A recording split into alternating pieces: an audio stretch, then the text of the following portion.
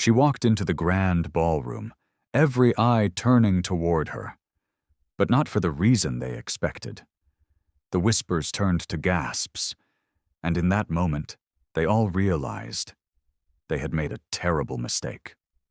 The invitation had arrived in a crisp, white envelope, her name written in elegant gold lettering.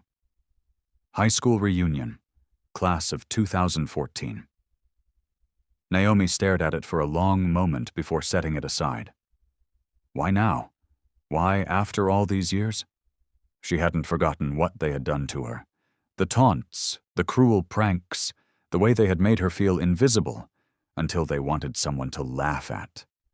The leader of it all had been Vanessa Green, the girl who had everything: wealth, beauty, and a heart made of ice. Naomi had never understood why she was the target, why she was never enough. She should have ignored the invitation, tossed it in the trash. But something inside her stirred. She wasn't the same girl anymore. She wasn't the quiet, timid outcast they had once bullied. She had built herself from the ground up. She was successful, confident, so she made a decision. She would go, and she would make them regret everything. The night of the reunion arrived, and Naomi stepped out of the sleek black car, her heels clicking against the pavement as she approached the grand hall. She wore a dress that screamed elegance, fitted, breathtaking, the kind that turned heads effortlessly. Her hair, once frizzy and unmanageable, now cascaded in perfect waves. She looked every bit the woman she had fought to become. As she walked inside, she felt the hush spread through the room like wildfire. Eyes widened. Drinks were nearly dropped. And then Vanessa turned.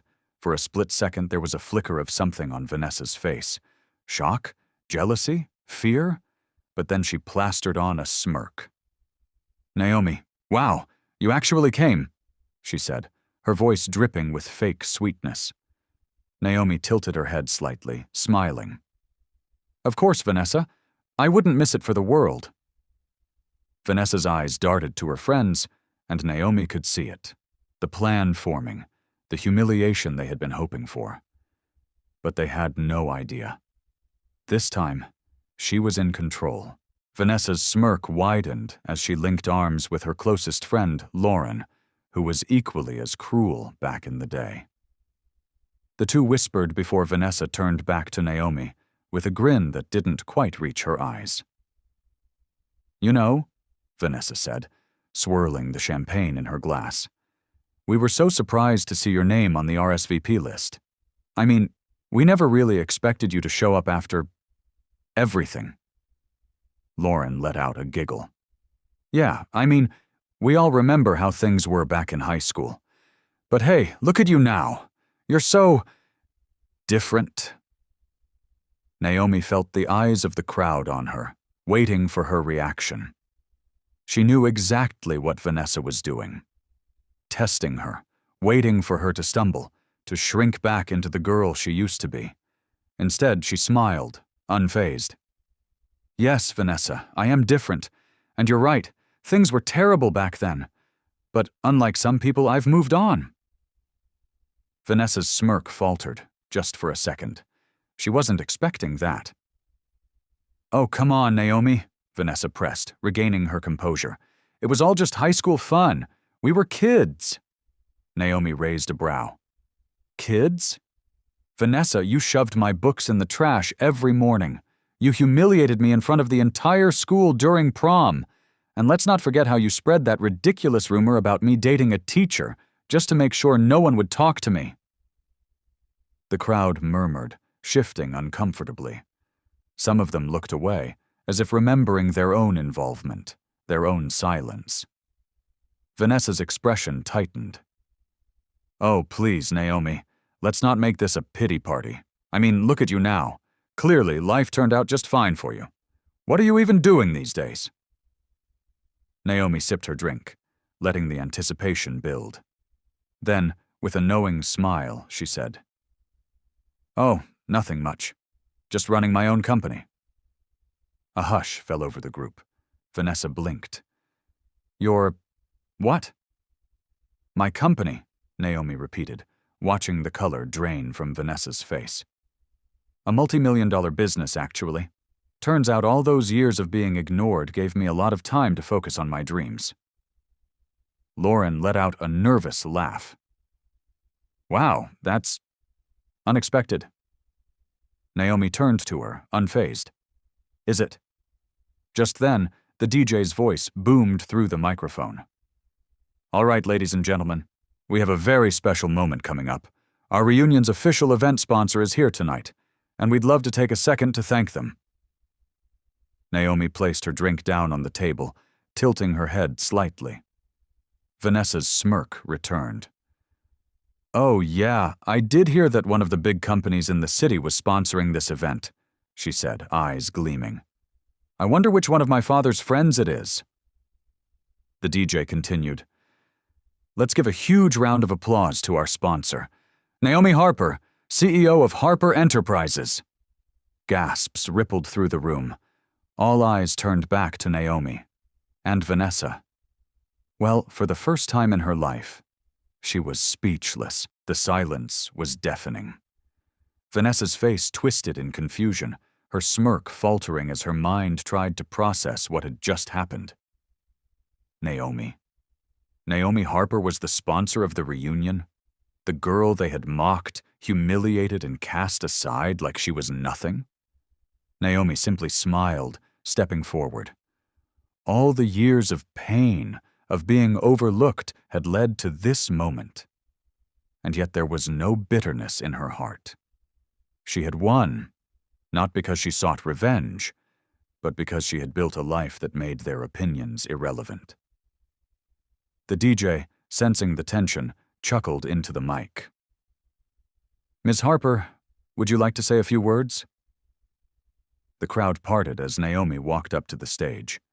She could feel the weight of their gazes, some admiring, some shocked, and others filled with guilt. She stood tall, taking the microphone with effortless confidence. First, I'd like to thank everyone for being here tonight, she began, her voice smooth and steady. High school was an interesting time for me. For a lot of us. She let her eyes sweep across the room. It was a place where we all tried to fit in, to find our place. Some of us did that by excelling. Others did it by tearing people down. Vanessa stiffened.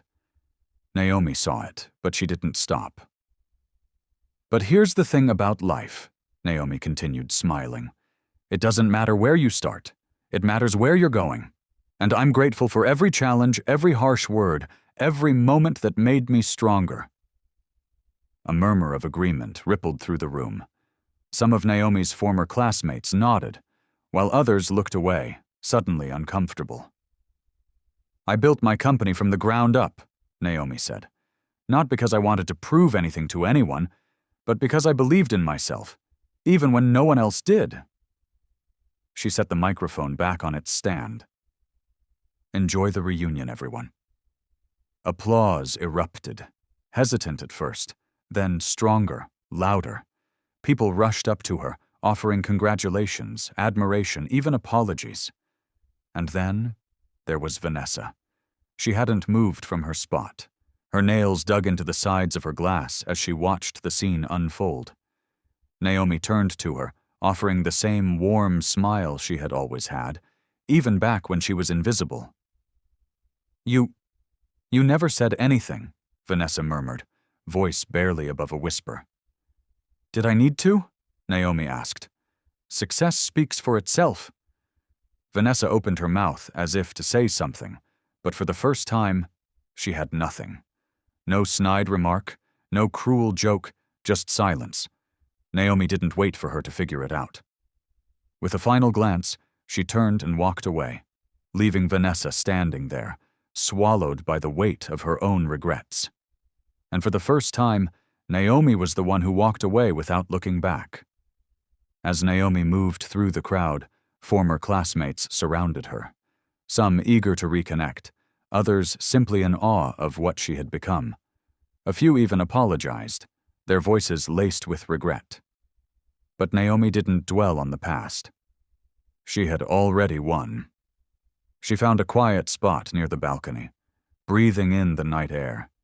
The city skyline stretched before her, glittering and alive, a reminder of how far she had come. "Quite a speech," a familiar voice said. Naomi turned to see Ethan Carter, her old high school friend, the only one who had ever been kind to her back then. He had barely changed, except for the sharp suit and the easy confidence in his stance. "I wasn't planning to make one," she admitted. "Well, you definitely left an impression," Ethan chuckled, leaning against the railing. "Vanessa looked like she saw a ghost." Naomi smiled. "That was never my goal." "I know," he said, studying her. "That's what makes you different. You never needed their validation." She met his gaze, something unspoken passing between them. Maybe it was the comfort of an old friend, or maybe it was something more. "Hey," Ethan continued, pulling something from his pocket, a small, worn-out piece of paper. "You probably don't remember this, but you once wrote down your dreams in a notebook during lunch. You left it behind, and I kept this."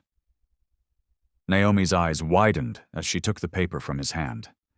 It was an old list written in her teenage handwriting. Dreams. Build my own company. Travel the world. Make a difference. Be truly happy.